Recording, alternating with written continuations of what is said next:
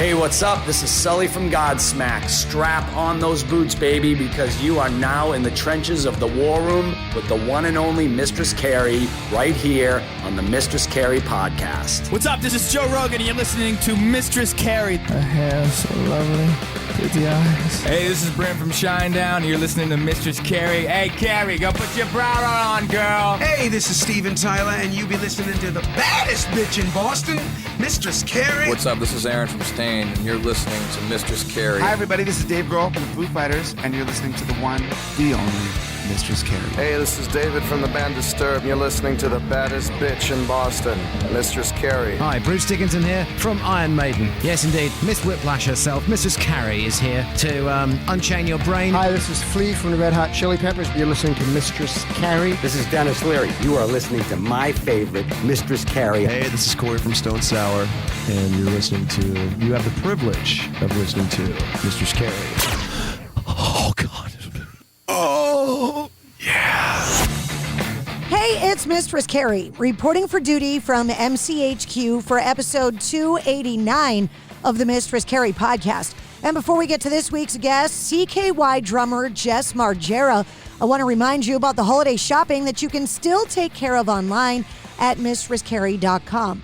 There's Mistress Carrie beanies and hoodies. There's also t-shirts, ornaments, pint glasses, shot glasses, tank tops, and even the exclusive Mistress Carrie jack rack. Everything gets shipped within 24 hours, so you've still got time to get holiday shopping done and get it home and wrapped and under the tree before Santa comes. So just go to the online shop at mistresscarrie.com. Jess Margera is the founding drummer from CKY, the band just releasing their new song, Can't Stop Running.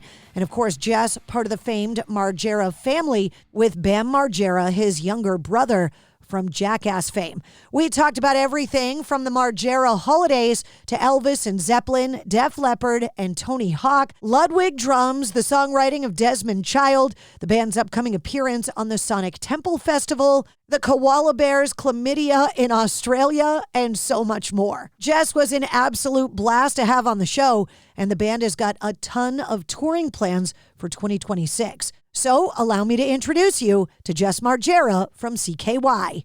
Jess, thank you so much for coming on the show. Absolutely. Thanks for having me. Happy Thanksgiving. Happy holidays. It's like that crazy time of year. Yeah, it definitely is. I dodged a bullet by, I just got home from England and, like a day before the airports are mayhem. Yeah, it's the worst time to try and fly around Thanksgiving, especially. They said something like 6 million people were flying. It's like the busiest year in 15 years. So you totally dodged a bullet. Yeah, no thanks. I already don't like the airport scenario as it is. So that would be too much. The Margera family obviously is infamous. What were the holidays like for you guys growing up? Like, what are the Margera holiday traditions? It was pretty typical, honestly. Like, my parents they went above and beyond. We didn't have like a ton of money growing up, but they always made Christmas and everything like really awesome. So I have 4 kids now, so I have big shoes to fill. It is amazing when you're a parent. My parents were the same way, working class, didn't have everything, but there was a way that they were able to make it so amazing, even without all the resources. Yeah, my mom has always been good at, decorating with a small budget and, doing the whole thing and just making it cool for us kids, I live through food, especially around the holidays.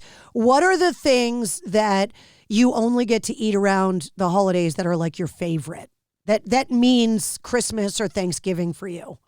You know what? I think it's in my mom. My mom made a cookbook, and I think she put this in there.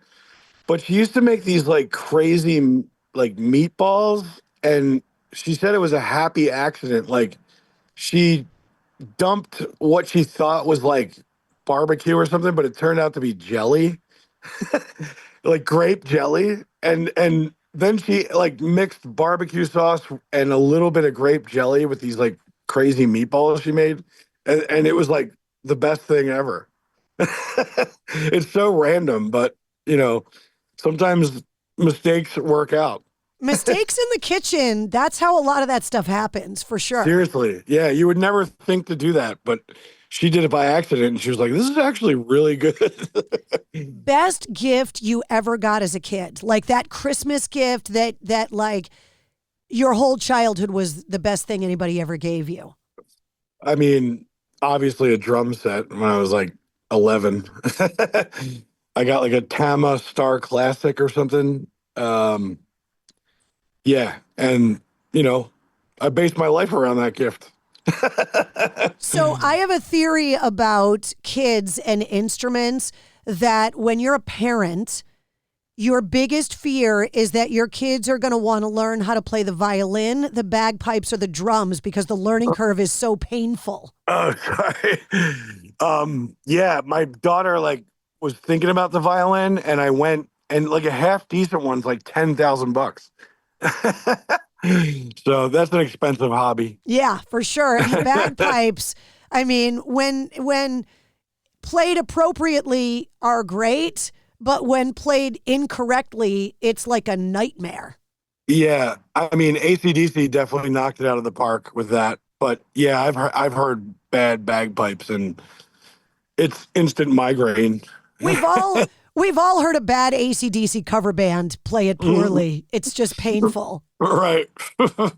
So were you that kid that was playing on the pots and pans growing up before you actually got a real drum set? Big time. Boxes, anything I could find. And we would do like fake music videos to like Def Leppard and stuff. And I just have boxes and like, yeah, like pan handles as cymbals or pan lids, When I talk to musicians a lot, I always ask about whether or not they come from a musical family because there's a debate. Is it environmental or is it genetic? So is the Margera family musical before you guys? My dad's side, absolutely not. But both my uncles were drummers. So yeah, it just kind of was in my blood, I guess. As soon as I picked up a pair of drumsticks and played a real drum set, I was like, what is this magic? I need to do this. I read that like a lot of drummers, John Bonham is like your Everest. Is that true? Yeah, I mean, he kind of like invented rock drumming, honestly. I mean, him and Ringo, Yeah. Yeah. Are there other... I mean, I was pretty lucky to get on Ludwig drums like 20 years ago. That's both Ringo and Bonham and Buddy Rich played Ludwig. So I kind of am still like in awe that they picked me.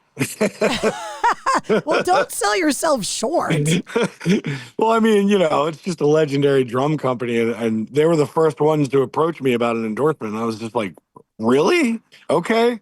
How do you say no to that when all your idols played the same kit? Exactly. I mean, the list is endless. Alex Van Halen, they're all Ludwig. Growing up, developing your musical taste, my theory on music is that there's two parts to your musical identity. There's the soundtrack to your childhood that you get exposed to by your parents, your aunt and uncle, the neighbor, your older brother, unwillingly. And then you hear something one day that you make the decision, I like that. And from then on, your musical identity is your own. So what was the soundtrack to your childhood, and then what was it that you finally decided, okay, I like that? It was definitely my friend, his older brother was playing Song Remains the Same. I can't remember if it was on cable or if he had like a VHS of it or something, but I watched like 30 minutes of that, and I just couldn't take my eyes off it. I was like, this is amazing. I want all of this. That's where I kind of think it's genetic, because there are other people that could have watched that same thing and not have been affected the way that you were. Oh yeah, for sure. When I put it on in my house, like, half the people are like ignoring it. And I'm like, how can you look away from this magic? Yeah, right? What were your parents listening to when you were a little kid growing up in the house? What did it sound like at home? My dad, I mean, it's well documented that he's like diehard Elvis fan. And, it was beat to death like when I was a kid. And then when I grew up and, moved out and had my own house, I'd find myself like, you know what, there's some bangers on these Elvis records. And then my mom was all like I said, Def Leppard, Eddie Money, like all that stuff. There's and some bangers on those records too. Oh, big time. Yeah. Rolling Stones, he was big on. Yeah, I mean, all that stuff seeped into my influences early on. You mentioned that you have 4 kids. Are you conscious of trying to play them everything to kind of give them a well-rounded musical experience? I'm sure they don't just want to sit around and listen to CKY. No offense, Dad. Yeah, honestly, like recently it took, the re-release of the Tony Hawk game for my son to be like, oh, this is good. I think all his friends were like, yo, your dad's band is rad. And he's like, oh, all right. Okay. But yeah, I mean, I was probably a little bit annoying, like when my girls were little, they'd put on Katy Perry, and I think one of them made the mistake of saying like, she writes such good songs. And I'm like, no. Desmond Child wrote the song. He also wrote Kiss, I Was Made for Loving You. So now we're going to listen to that, Yeah, he wrote Dude Looks Like a Lady. I mean, he wrote a lot of them. Bon Jovi tunes he wrote. Yeah, he's all over the place. That's a guy that never needs to get out of bed. He can just log into his bank app and watch the money roll in. Yeah, he's good. His royalties are coming in pretty hard. Have any of your kids expressed like the desire to be musicians themselves, or are they like rebelling in the only way they can, which is to become an accountant? Well, my 2 girls play piano. They did the whole piano lesson thing, and yeah, I don't know if it's a good parent moment or horrible, but I had my daughter doing loops on this gangster rap album I just did with this dude called OT The Real. And also Ava played on some track. I did some stuff with Anthony Green from Circus Survive, Ellis Dunes, and Sound of Animals Fight. That dude's in more bands than me, I think. But it's funny because my girls recently discovered him. And, I think they were playing like Wings of a Butterfly or something. And they were like, Dad, don't you know this band? And I was like, yeah, actually Villa wrote that song in Nanny and Pop-Up's garage. It always cracks me up when I talk to musicians and rock stars because it doesn't matter how cool the rest of the world thinks you are. To kids, you're just a dad. Like Slash told me years ago that his son at one point asked him to drop him off down the street from school because he just didn't want the kids to see his dad. And the rest of us would be like, Slash is my dad would be amazing. Yeah. I did a record with Daniel Davies, and his dad was in the Kinks. And, I did some interview with him years ago. And this person was obviously like an over-the-top Kinks fan.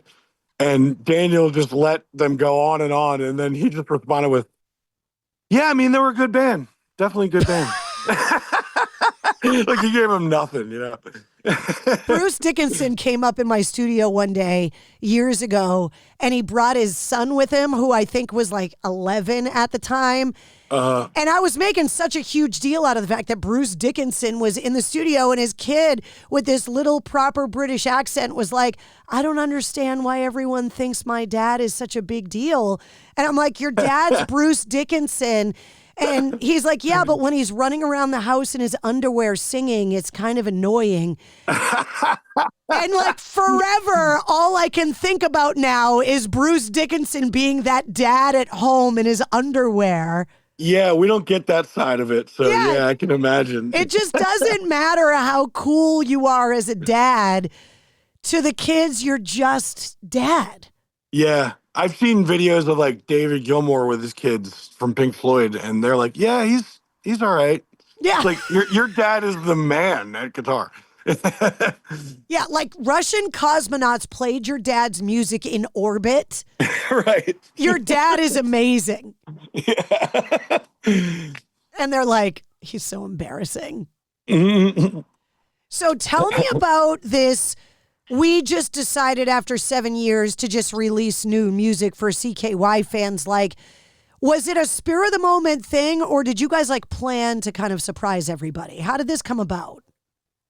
I mean, it's kind of overwhelming how much new music we have. Like during the COVID lockdown, Chad just wrote a song a day.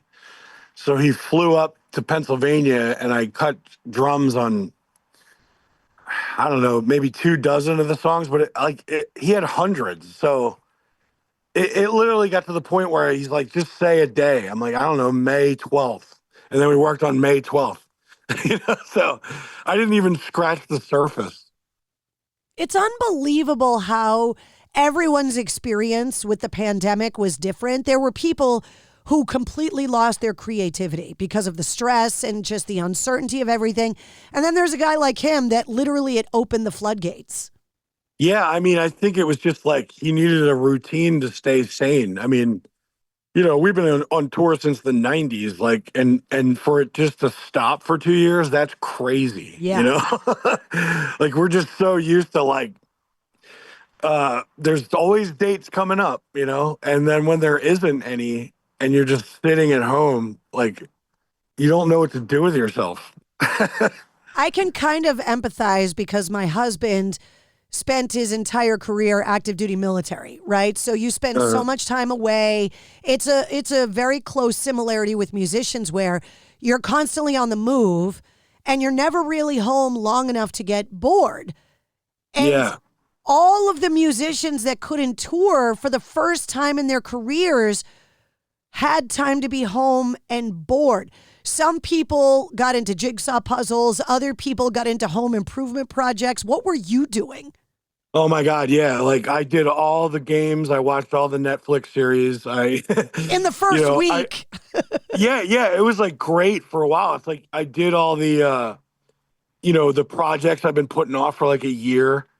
And then it got like weird, like crazy. You're just sitting there staring at the wall and you like ask big questions like, am I happy? Like, do I want to keep doing music? Yeah. Like, it's an existential crisis for everyone. Yeah, it was like crazy. I mean, it was good in a way to like just everything just stops.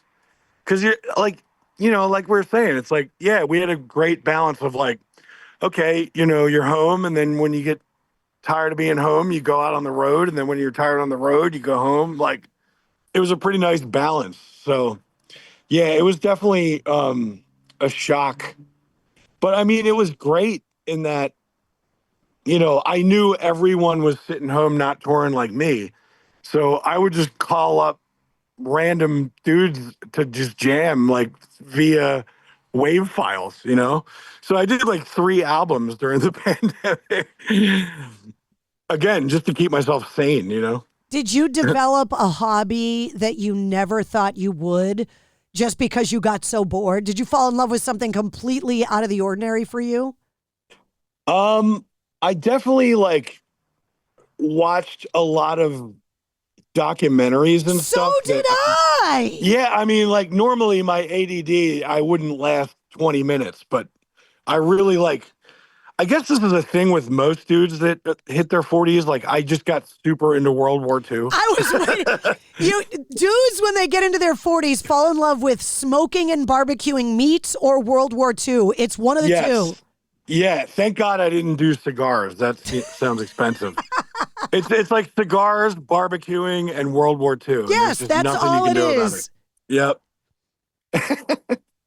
Yeah, the World War II stuff, especially growing up in a military family, because my grandfather served in World War II, like a lot of people our age, grandparents did.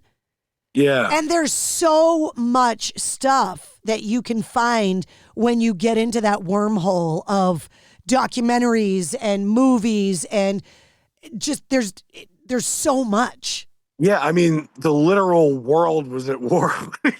Like, I mean, I've probably watched a dozen documentaries on it, and I still feel like I haven't even.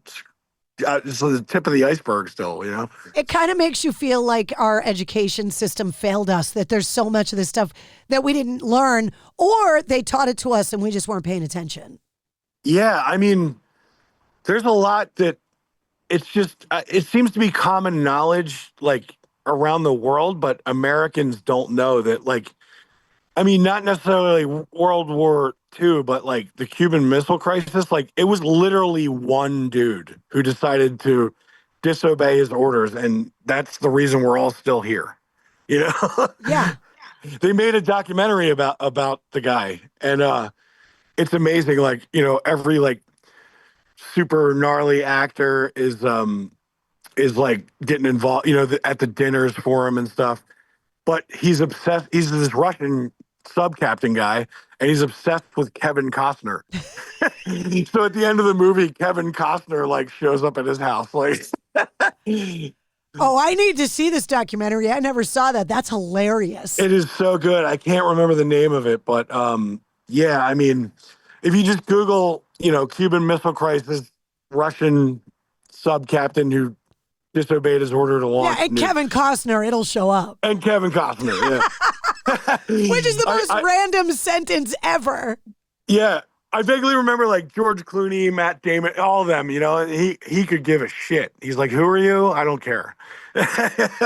But Kevin Costner shows up and he's like, oh, you know, that's his Axl Rose. Well, once the world opened back up again and bands were able to go back out on the road, every band on the planet wanted to go out on the road, which made it so crazy for bands to try and find crews and tour buses and to schedule dates, because the last few years have been the busiest touring years ever, I feel like. Definitely. And I kind of was naive. I thought like, you know, once we're good, it's like, oh, we're all going to shows, like it's going to be insane. But it was definitely a slow build, like coming back. Yeah. Like I remember going to a couple shows, like, you know, when it was still kind of, and, you know, it's 1,000 cap room, but they only let like 200 people in, and like there's tables and distance. And it wasn't like a real show, but, you know, at that point, we were just happy to just be out seeing live music again in any capacity. I know. But even now, like that floodgate, like once it opened for real, it's like there's a concert every day. It seems like it's nuts. And it's crazy that, I mean, we weren't gone for that long, but when we did come back finally after all that craziness, I noticed that it's like there's like OG fans from like our early days bringing their teenagers, which is so cool. Well, that's what I wanted to ask you, because CKY has been around long enough now that you've become a multi-generational band. And as a dad, it's understandable that like you would want to bring your kids to these bands that you grew up listening to if they're out there. Like, so of course people that grew up CKY fans are going to bring their kids to come and see you. Yeah. I mean, I don't know. It's just, because like you said, I do that too. I bring my kids to Mastodon and Clutch and Graveyard, and then they bring me to Pierce the Veil and Ghost Inside, you know, like it. But it just, for some reason, it didn't occur to me that would happen with my band. So it was just so cool to see that, you know. It's got to be such a trip when you look out in the crowd and you see little kids that weren't even born when the song came out that you're playing on stage. Yeah, it's trippy.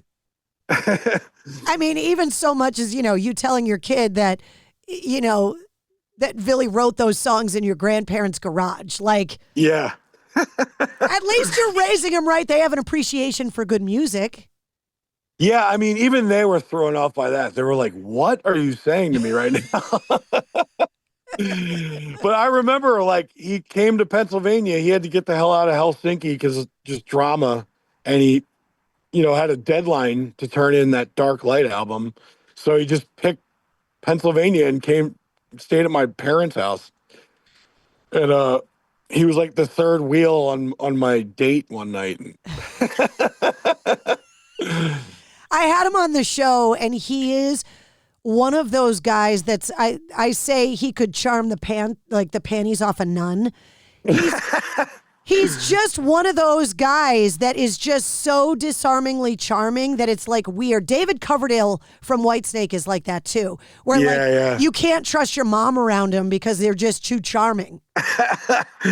Yeah, and the thing is, like, that's genuinely who he is. Like, he's just a good dude, and I haven't seen him since we did the him farewell tour, and yeah, but always a pleasure to talk to. Yeah, just don't trust him around your mom because he's too charming.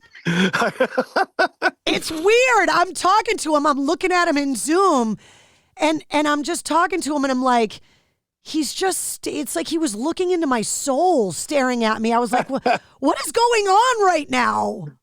Yeah, how did you think I felt with him as the third wheel on, my date? That's what I mean. You're sitting there going, like, dude, she's my date. Yeah, and it's like he's got the accent and everything. Like, oh, God, How do I compete with that?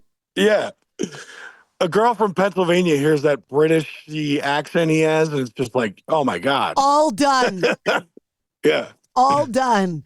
Right. I got to ask you this question and I got to preface it with the explanation. I call it the geezer question. Mm-hmm. So I had Geezer Butler on the show.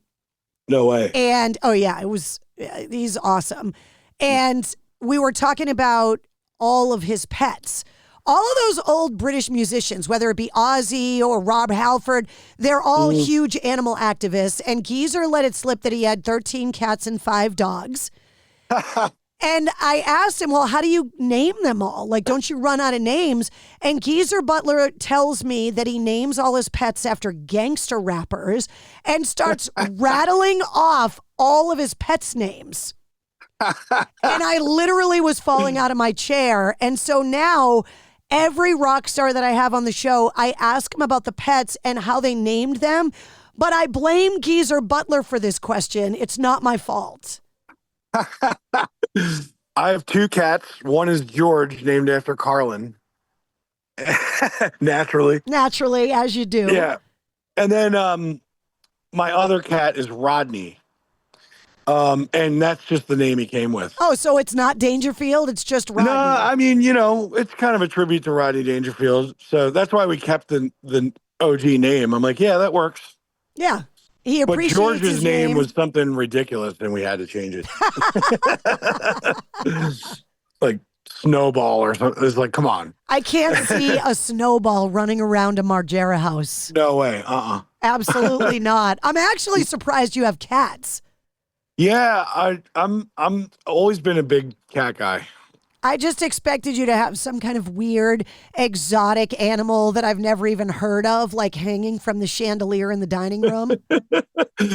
No, always cats. I had dogs like a while ago. I had a Great Dane for a while, which don't do that because they only live about 6-7 years. I know. It's so, being a pet parent, you just get the pet knowing they're going to not outlive you, and it's horrible.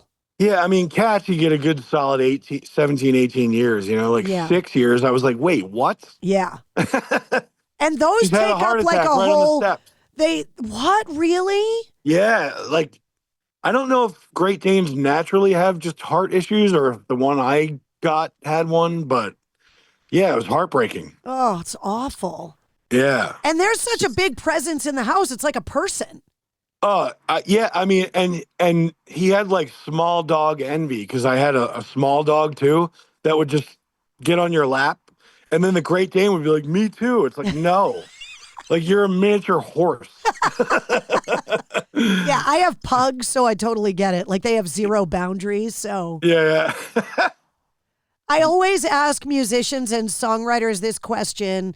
Is there a song of any artist, of any genre, that you listen to and say, that's a perfect example of songwriting? That song is so perfectly crafted, I wish I wrote it. Slow Motion Countdown by Graveyard. Wow, okay.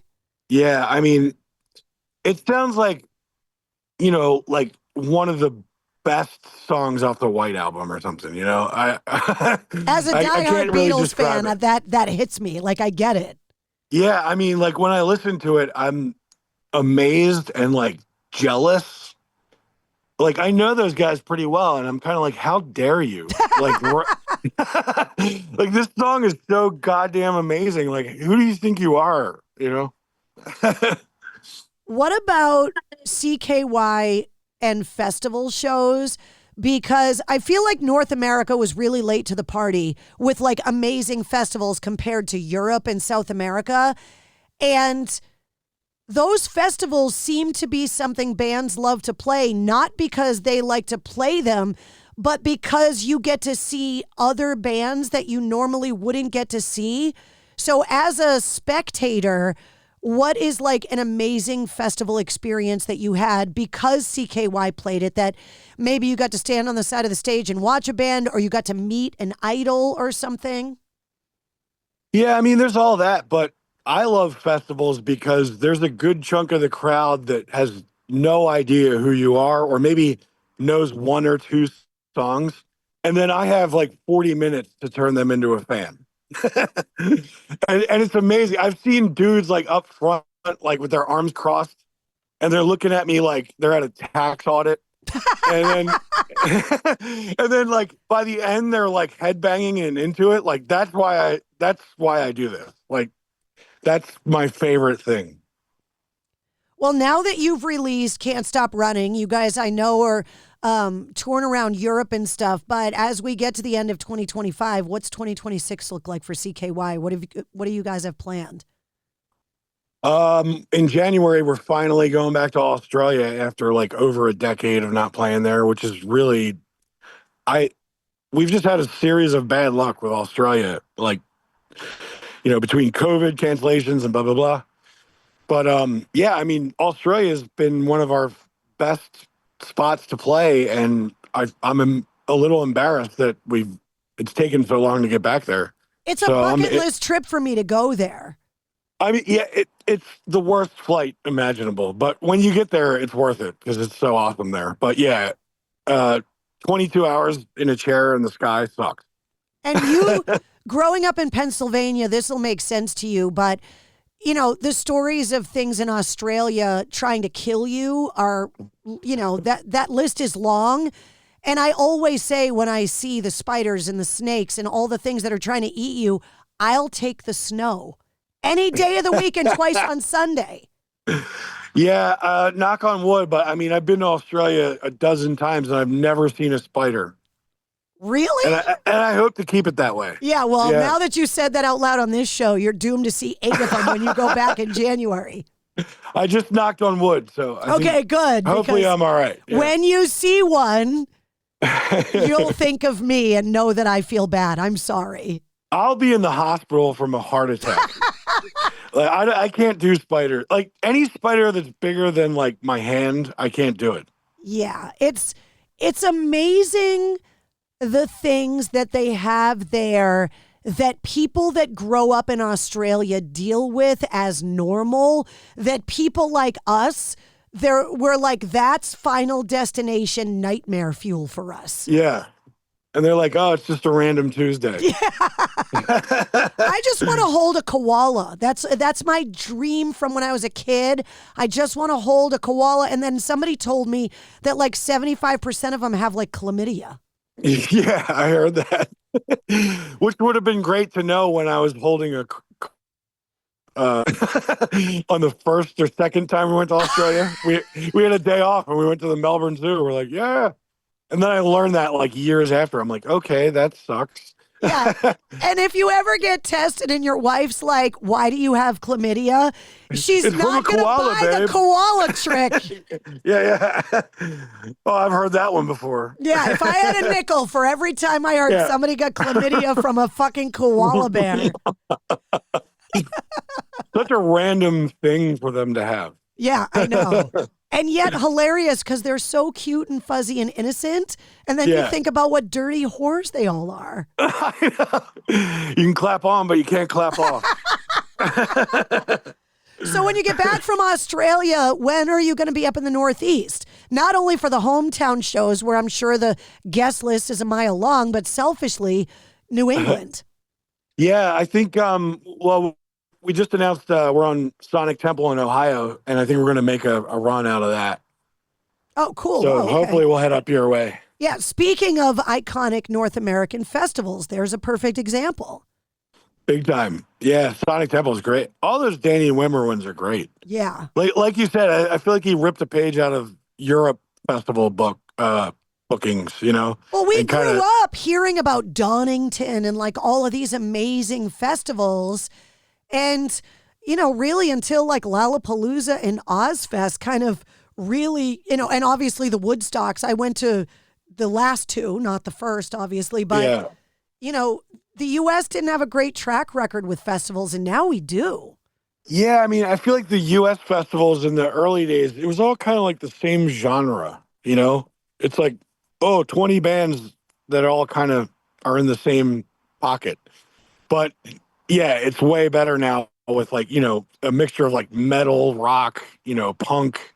Yeah, it's like more like a Euro festival now. Like, I like the diversity of, you know, we played Europe festivals. It's like Metallica, 50 Cent, and The Darkness. You know, it's like it sounds like the start of a joke. Yeah, I know. Metallica, 50 Cent, and The Darkness walk into a bar. Yeah, and you know that makes zero sense to an American, but like it was great. You know. Well, their radio is like that too. Yeah, definitely. It's a lot less formatted than it is here in North America.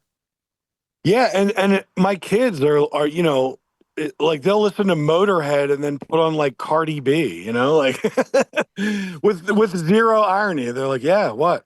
I feel like that's how music was like in the 50s when people were buying 45s, when it was more of a single-based thing. And then I think like in the 60s, 70s, and by the 80s, when albums were a thing, like, I mean, you know, the bands you listen to defined part of your identity. So you didn't want to admit that you listened to weird stuff because that meant you were weird. Yeah, and like in my high school, like, you know, it was like you get in fist fights over bands, and there was only a couple bands that everyone just agreed on. Yeah. Faith No More, Motorhead. Like the punks and the hardcore and the metalheads all liked Motorhead and Faith No More and maybe like 2 or 3 others. Yeah. That was like the common ground. And those, you know, arguably we were right. Like those bands are still great. Yeah, absolutely. Yeah. Well, happy holidays. I'm so grateful that you took a little time out of your holiday prep to hang out with me. And, you know, I can only imagine Christmas at the Margera house. So, you know, maybe that should be a live stream on YouTube because I can only imagine. Yeah, maybe one day we'll just set up some GoPros and just let it rip. I mean, you guys have become so notorious over the years that like that last name has got to follow you now. Just when you tell people what your last name is, even if they didn't know, they know. Well, my son just started at my high school. And the first teacher on the first class was like, wait, what? Oh, like he was having like Vietnam flashbacks. Yeah. Another generation of those damn Margera kids. There's more of you. Oh. But yeah, so thanks so much for having me and have a great Thanksgiving and Christmas. Yeah, you too. And we can't wait to get you guys back up in the Northeast. So we'll see you in 2026. Sounds good to me. There he is, Jess Margera from CKY. The band's new song, Can't Stop Running, is on this episode's corresponding playlist. I make a playlist for every full-length episode of the Mistress Carrie podcast that features all of my guest music and all the songs and artists that we referenced in the interview. You'll find it linked in the show notes of this episode. You'll also find Jess's links, the CKY links, and of course, the Mistress Carrie links. If you liked what you heard, don't forget to like, follow, share, comment, and subscribe to the Mistress Carrie podcast. New full-length episodes come out every Wednesday. Plus, every weekday, you get the Sit Rep. The Situation Report gives you all your rock news, music headlines, and entertainment updates in about 5 minutes. And you never know when we're going to release a bonus episode either. Join me live every Tuesday night at 8:30 Eastern for my weekly streaming video show, Cocktails in the War Room. And you can always join me on the radio. Get the details to all that and more at MistressCarrie.com. And don't forget to finish your holiday shopping in the store. The Mistress Carrie Podcast, a proud member of the Pantheon Podcast Network.